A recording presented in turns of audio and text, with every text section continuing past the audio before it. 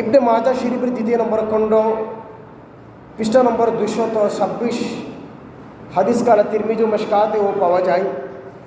হযরত যায়েদ ইবনে আরকাম রাদিয়াল্লাহু তাআলা আনহু হতে বর্ণিত, হযরত সাহাবায়ে কিরাম আমার আকা নবীজি সাল্লাল্লাহু আলাইহি ওয়াসাল্লামের খিদমতে আরজ করলেন, মা হাযিহিল আদাহি ইয়া রাসূলুল্লাহ, এই কোরবানির হাকিকত, এই কোরবানির তাৎপর্যটা কি?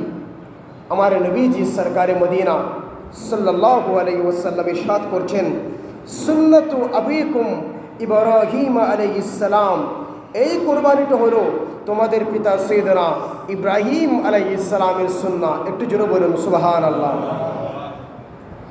ক্বালু, সাহাবায়ে কেরাম আবার আরজ করলেন, ইয়া রাসূলুল্লাহ, ইয়া হাবিবাল্লাহ, ফামা লানা ফিহা ইয়া রাসূলুল্লাহ, এই কোরবানি দ্বারা আমাদের কি সওয়াব পাওয়া যাবে?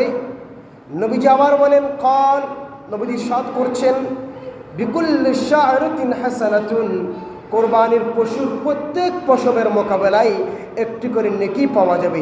একটু জোরে বলুন না সুবহানাল্লাহ। তাহলে সব কিছু মিলিয়ে বুঝতে পারি এই কোরবানি